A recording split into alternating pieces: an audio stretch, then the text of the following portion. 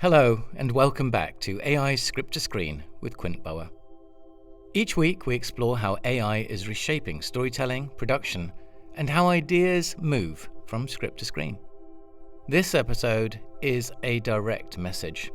If you're a brand manager, head of communications, chief marketing officer, head of fundraising, or responsible in any way for getting your charity's message out into the world, this one's for you. Why aren't you using AI video production? Because from where I'm sitting, there's a gap, a real one, and it's frustrating me. Not because the technology isn't ready, it is. Not because it's unproven, it isn't. But because the organizations that could benefit most from it, charities and NGOs, are often the slowest to adopt it. Let me be clear, this isn't a pitch in the usual sense. It's more of a nudge. Possibly a slightly impatient one, because there's an opportunity here that many of you either haven't spotted or aren't sure how to act on. And the cost of missing it isn't abstract, it's reach, it's engagement, it's impact for the causes you most believe in. So what's actually changed? AI video production is no longer experimental. At Cinema, my company, we're producing AI-driven content for large organizations in banking, healthcare, and technology. These are risk-aware, compliance-heavy environments, and they've already made the shift. Not because it's fashionable, but because it's commercially sensible. They've realized they can produce high-quality content for around half the cost of the traditional video and animation.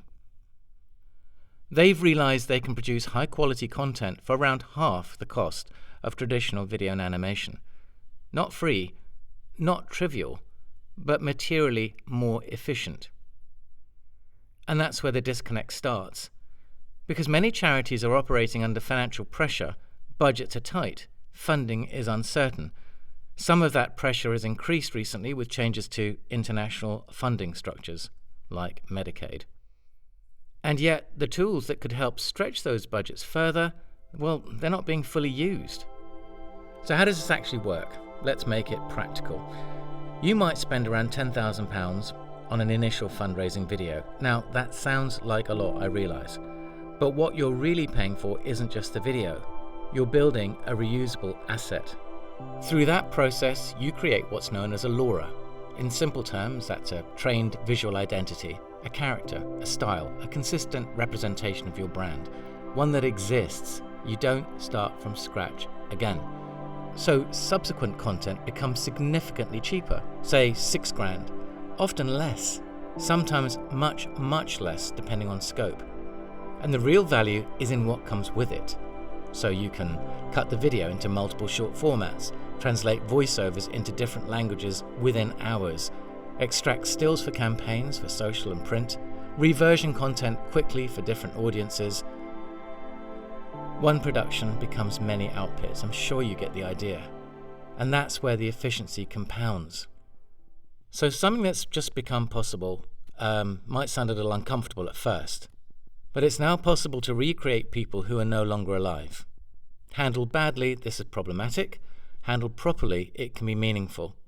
We're seeing requests to bring founders back into communications, not as gimmicks, but as part of storytelling, AGM presentations, legacy messaging. So if your organization had a powerful ambassador, and you have the appropriate permissions from the estate, there's now a way to reintroduce that voice. This is already happening in entertainment. It's moving into other sectors. The question isn't whether it's possible, it's whether it's done responsibly. So where's the hesitation? Where are the fears, uncertainties, and doubts? Well, it's usually around IP and risk.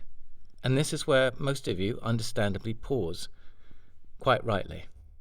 The question underneath it all is basically simple. Can we safely use this, and who's liable if we can't? There's a lot of noise around copyright and IP, some of it justified, some of it exaggerated. But there are ways to reduce and in many cases eliminate that risk.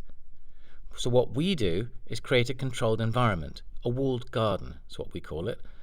We use enterprise licenses with the major AI providers, and that means no personal accounts, no uncontrolled data usage, no ambiguity around ownership. Everything is contained. We track how content is generated. We ensure provenance. we contractually guarantee that your material is not used to train other systems. In simple terms, we don't just create AI content, we make it safe, owned, and usable. Why does this matter now?